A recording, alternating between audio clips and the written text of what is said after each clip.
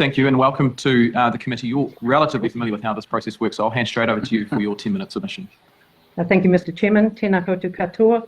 I'm going to take just a couple of moments to expand on the opening comments in my submission on equality and rights.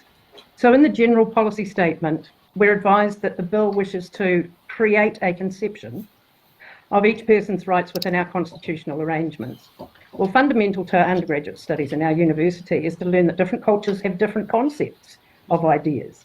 So I don't really know, I've no idea what create a conception for all people might mean, but it's clear in Clause 6, Principle 3 of the bill, that formal equality means everybody gets treated according to the values of the dominant group in society, because that's always what formal equality has meant and does mean.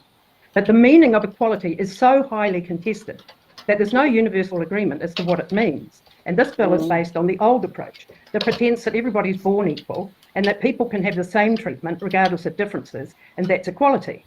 Well, you might meet this approach in a history of ideas course, in an undergraduate philosophy course. That's where you find Aristotle and Plato. But thankfully, we've moved on from the formal equality conceit. Then there's this issue of concepts. Concepts are hugely varied in their meaning and interpretation, and they're subject to paradigm shifts. I'm kind of had my breath taken away this morning and this afternoon listening to people, as if codifying something into law means that time stands still. One of the reasons we have the judiciary is to take account of the fact that Parliament never keeps up, and Parliament especially never keeps up when it's about people's rights. And the Minister this morning reiterated that the bill is his belief. Well, beliefs and concepts are what we call ontological and epistemological. Like, how do we know what we know? So they're constantly in motion.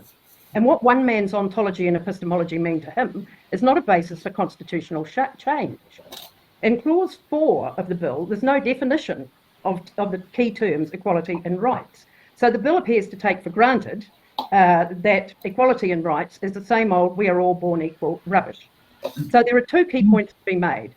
Key features of the treaty are the rights of hapu and iwi Māori, that is collective rights, referred to in Principle 2, but in Principle 3 is entirely singular.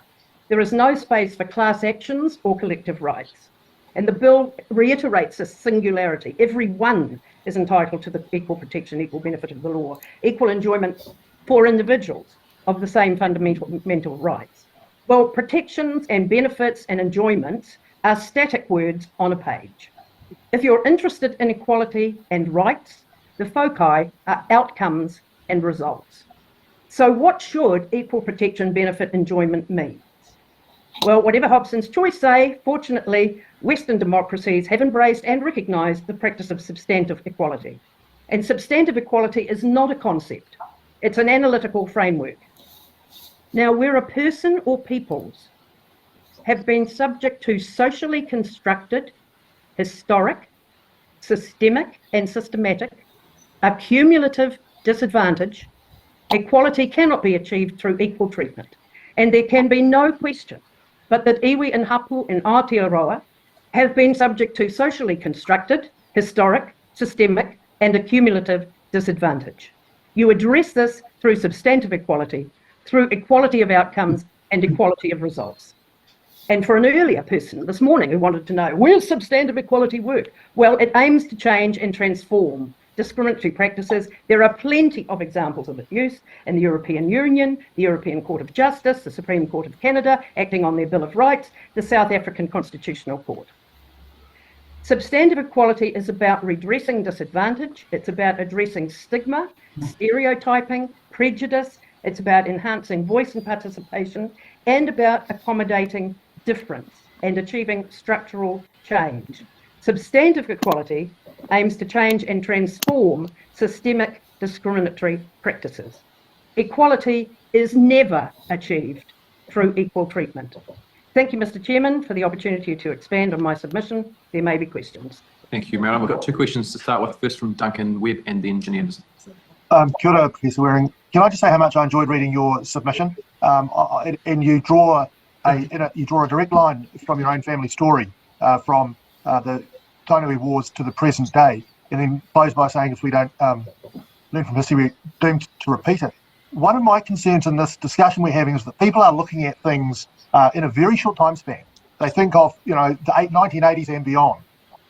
And I guess I'm just inviting you to talk to that part of your submission and how where we are today is affected by, where your family was 150 years ago. Yeah, well, one set of my great-grandparents was married by Reverend Ashby, who was set up the mission station at Kotatehi, where Te Wherewhero's pa was. So in 4 generations of my family have farmed and owned lands in Taupiri and Komakarau, and then other parts of the Waikato. But the principal family farms were established because Waikato Tainui had to desert their lands and run south of the Punui River. And I've never forgotten that. And I had a message from my brother the other day, just saying, go sis. And he was saying, we've watched our families bear the fruits of decades of subsidies in farming, and then the decades of profit from there not being a property speculation tax. And we watch how those generations have talked about that, and they never want to remember. They never want to remember. That many people were murdered, exploited, disenfranchised, so that those families could be successful. Thank you, Dr. Webb. Dr. Waring will go. Ginny Anderson. Thank you very much for submitting, and thank you again for your submission. We've heard today a lot about equality and the importance of equality and everyone having equal rights. I'm interested on your view of what happens when that version of equality negates someone's identity. What happens to New Zealand when that plays out? Well, I think we go backwards in terms of, the decades of some forms of progress that have been made in my lifetime. While I think one of the very best examples of the reasons for substantive equality are te iwi Māori, they're obviously the same for women, for those with disabilities, for children who still substantially don't have a voice. If it wasn't for substantive equality, there are a whole range of legislation in New Zealand that simply would not have proceeded. I know it's only sort of one class of people, but matrimonial property, for example, the kinds of different health policies that must be made for women, whether it's around pregnancy, maternity, menstruation, a lifetime of submitting to superannuation schemes to then find you're still tens of thousands of dollars behind men because there was pay inequities. So we're surrounded by substantive equality and the challenges of it all the time. For those who are... Sorry, Dr. Waring, I'm very sorry to interrupt, but that is the time for us allocated today. So, what do you think of Marilyn's submission? She doesn't feel like she was in the National Party. No. It's not. Yeah, it's... She feels in the green for me. I don't even know if she is in the Greens or not, but if she was, I would vote for her. She made feeling mamai for her own family, genocide Māori, which would be so. My great-great-great-grandfather Thomas William Conroy, who was joined the constabulary when he was 18, watched his parents get burnt alive in a church in Cambridge, because a week prior, the New Zealand Constabulary marched on to the Rangiriri and hapu down from Rangiriri and wiped them out completely, murdered every single one of them, raped the children, raped the woman. Yeah, it was horrible. So Putatau Te Wherewhero sent out some troops out to Cambridge Church on a Sunday. Only 3 people escaped. My great-grandfather Thomas William Conroy was one of them, and he was 17 years old 18 years old when he became a constabulary member and was marched on to Parihaka in 1881 to do the nasty things. Ended up marrying Waitangi and 4 children. Ooh. And he got locked up himself. He became a Māori himself. He ended up being a translator for Pākehā and Māori between Taranaki, worst times ever.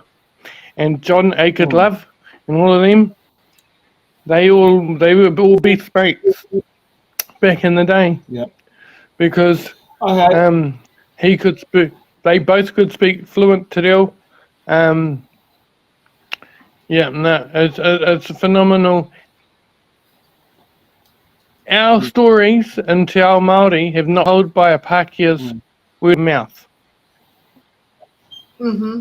Our books and everything have not, where it's been told Pākehā whakaaro. Māori, not Turu Māori. There may be Māori that are scholars and everything, but ordinary people have ordinary stories, and they go back long back. You know, we look into some history, family history, and you find that this woman's great-great-great-grandmother was a Pākehā woman, but was raised by Māori because her parents were killed. You know, there's all these little things. Our people weren't murderers, and they manaki to everyone until you screwed them over, really. And if you screwed them over, they would either eat you or they would feed you to the dogs or to the pigs. Yep. Yeah. At Pukerangiora, we used, the Pākehā used to call the Pukerangiora the pig pen. And it was full of humans. Yeah. And they would go to the slaughter. All Māori. There's so many different little stories around the country. Yeah, exactly. But I mihi so to I that found out- queer. Absolutely. No, Sorry, I Stacey, found go out ahead. just a few years ago. No, you're all good, Jordon. From my mum that, you know, on my maternal side, my whānau didn't even know that we were Māori through my great granny's generation, because she didn't want to admit that we were Māori because she didn't want her whānau and her kids prejudiced by it. You know, so it was only my nana, my mum's mum, started doing genealogy and whakapapa stuff and discovered all of our Māori links. So, you know, my whānau. And where are you from, Stacey? Look, my maternal whānau have only known that we're Māori for 2 generations. Like we are still learning because our stories were erased basically by our own whānau because they didn't want, you know, which is why we all have Pākehā names, because they didn't want us prejudiced against, and you know, they didn't want us beaten in schools and things like that.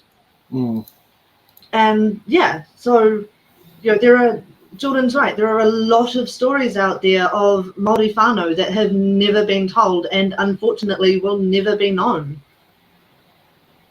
But, you know, Look in deep south, there's many Māori in the South Island that don't even, and they find their genealogy through the DNA testing. And then they're looking for their whakapapa. And then they're like, oh, we're Māori. Exactly. Yes, you are. Exactly. Basically, yeah, 50% of this country is Māori, because we have every ethnic group in the world. Māoridom does. Yeah. I don't know if it's 50%, but roughly, yeah.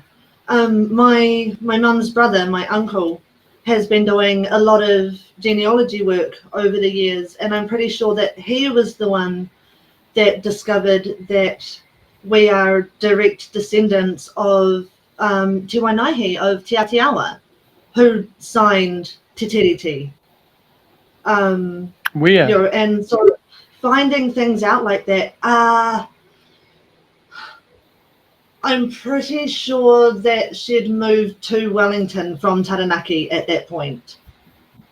Right. Because Yeah. a lot of them left Taranaki, Yeah. and went back Yeah. in the 1860s because of the Taranaki land wars at Te Kohia Pā. That's where Brixton is. That's where the cannon was fired upon Māoridom for the very first time. And then John Akerd Love fired back at the government, at the colonial government at the time, because he was a friend of ours. Yeah. And actually, his first wife was an English woman that couldn't stand him, apparently. And he started escaping and going to see a Maori woman from Waitara. Yeah. And he Okay, had her